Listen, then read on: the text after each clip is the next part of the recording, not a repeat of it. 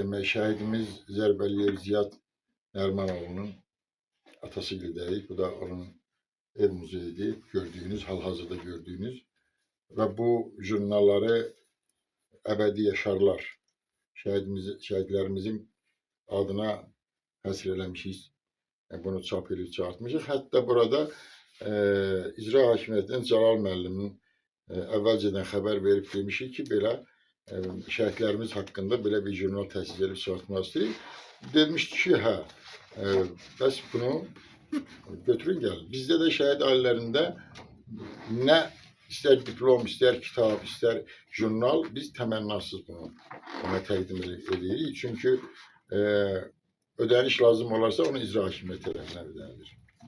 Amma şair və jurnalist Bəşir İbrahimov Şamaxı rayon icra hakimiyyətinin başçısı Tahir Məmmədovun fəaliyyətindən narazılığını ifadə edib.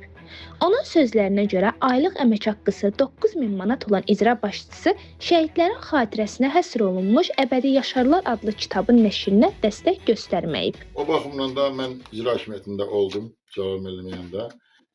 Başçıya müraciət elədilər. Başçı dedi ki, yox.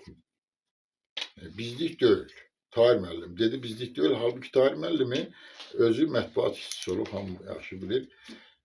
Bugünkü gündə Tahir müəllimin ayda 9000 əmək maaşı var. Nə qədər obyektləri var bu Şamaxının hər tərəfində.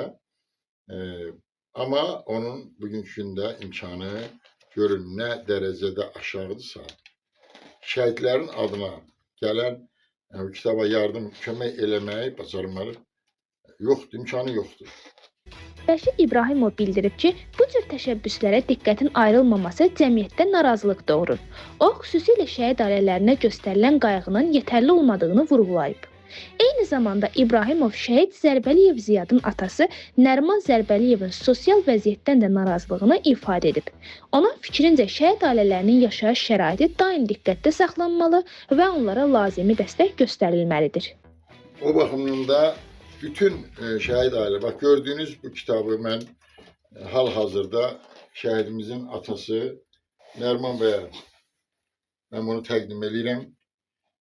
Allah Nərman bəy, bütün şəhidlərimizə rəhmət eləsin, məkanları cənnət olsun. Amma bizim şəhid atalarımız bugün də olmalıdır. Bizim şəhid atalarımız bugün də olmalıdır. Bizim şəhid atalarımız bu saat ən uca yerdə, ən yaxşı yerdə, ən yaxşı işdə olmalıdır.